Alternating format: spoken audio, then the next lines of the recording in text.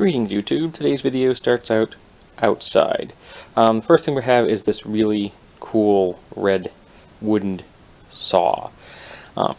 This is like a classic spanning saw with a tightening bar up there, and there's the blade on the bottom, which is actually in pretty decent shape for its age. I don't know if this could fall into the category of antique or not. It's definitely vintage if it isn't antique. It's hard to tell in New England. Sometimes things get preserved well and you have no clue how old they are. It could be 100 years old, could be a lot less, I'm not sure.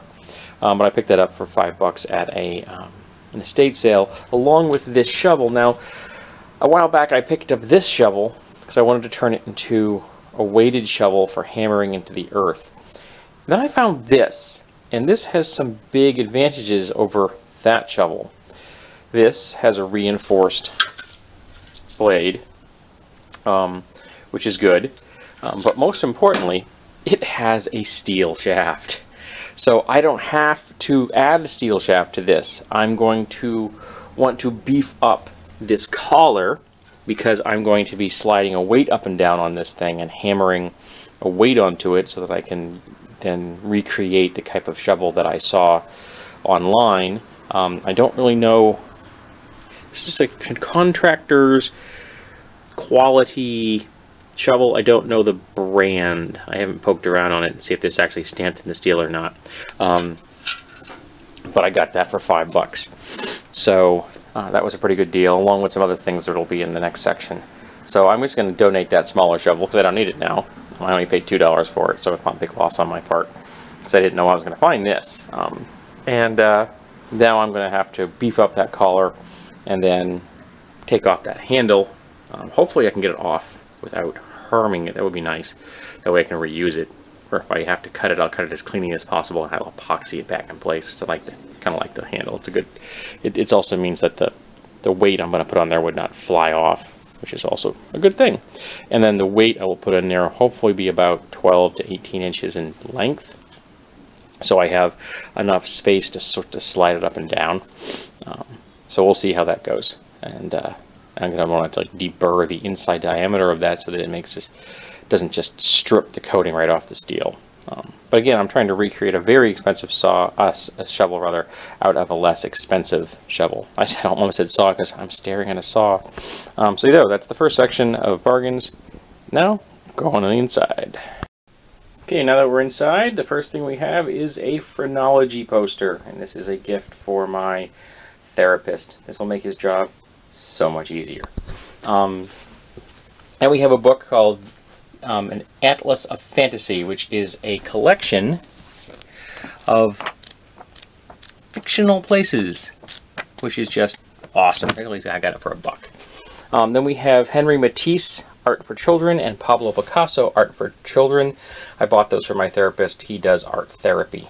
Then we have some books that my wife has picked up. The Fox Maiden, The Sea Lion, Father Fox's Penny Rhymes, and Rooster Grows, and these are all kids' books that she's using because she likes them and she's doing research for her own writing. We have Daughters of the Earth, The Lives and Legends of American Indian Women. We have Mini Weapons of Mass Destruction, Build Implements of Spitball Warfare. I picked that for $2 up at an estate sale, I think it was. Oh, an antique shop. And Citizen Soldier, A Life of Harry S. Truman. That's for my father. I found out recently that Harry S. Truman is his favorite president.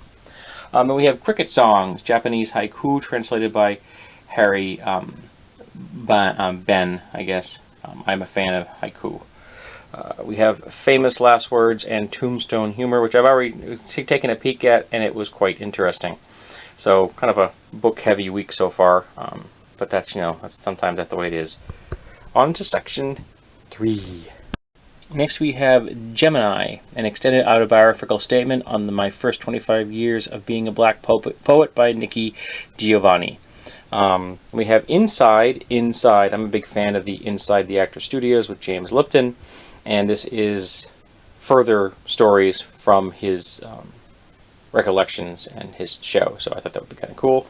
Then we have the second edition of Changeling the Dreaming Dreams and Nightmares, and Immortal Eye, Court of All Kings. And I picked these 3 books up at a thrift shop for $5.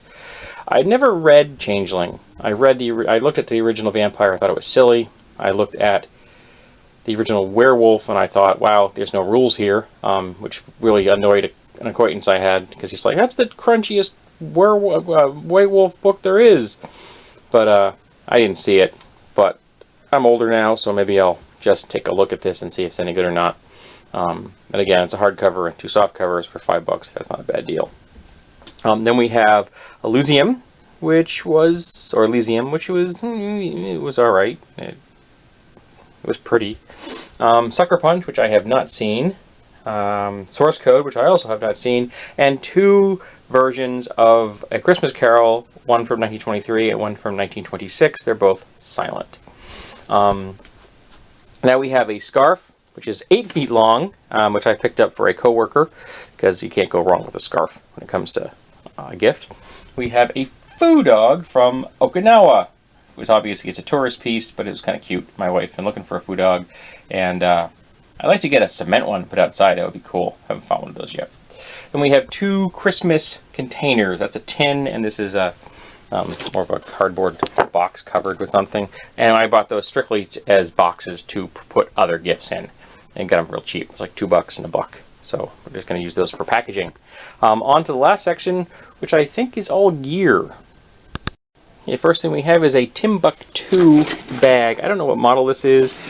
It's an older model, my wife thinks, but it's in brand new condition. It was like it was never used, and this is normally like a $75 bag in that price range, because they're never cheap. And I picked it up for $3 at a community flea market fundraiser. The people did not know what they were asking, which is fine by me. And I picked it up because I kind of like the color, and I have a shoulder bag that I can use occasionally for lugging things, but it's kind of on the heavy side. It's big, heavy, waxed canvas. This is much lighter, and it's got this here is a rigid, so it keeps the top open so it doesn't collapse, which is kind of nice. So I may give this a try, and for $3, it's, not much of a buy-in, literally, for that. Then we have this big steel plate, picked up at an estate sale. I may mount my anvil to this. I'm not sure. It needs to be cleaned up, but it's got nice holes in it. It's very thick, and it was dirt cheap, so I can always find a piece used for a big piece of steel. We have a shower rack. We picked this up for I think $6 or $7 at a thrift shop. It's in nice shape. It's only got 1 suction cup, but I'll just reuse the suction cups that are on my current one, which is getting old and kind of rusty. So I'll get rid of that one, which I should be able to completely recycle because it's all metal. And then use this one because it's nice and shiny and clean, which is awesome. And we have 3 arrows I picked up for $3 at a thrift shop. I mentioned at one point I may be thinking about potentially making a slingshot-like device, and so I may want to design it so it can also fire arrows. So for $3, give me some arrows to play with that I don't care what happens to them. And we have this metal tube here. I purchased a jack recently that had no handle, and this is a handle with no jack. So this is exactly what I need for the jack. So I was kind of happy to see that. So I again get it for a very low price. Then we have this very cool saw. It's old school. This is actually removable, but whoever had this before me welded this in here, so there's no way to get that thing out. So this is just an object of art at this point, but I thought it was very pretty, and it's very, very comfortable. Actually, it's weird. That grip is very comfortable, it's a good design. Whoever came up with that did a good job. We have another horse rasp, for horseshoes, and again, potential use in the future for metal projects, and I get it for a very low price. And we have this little tack hammer, which I really like the patina on the metal and on the shaft. It needs a little love. I'm going to have to do something about that right there. But I didn't actually have a tack hammer, and I like the proportions and the vibe on it.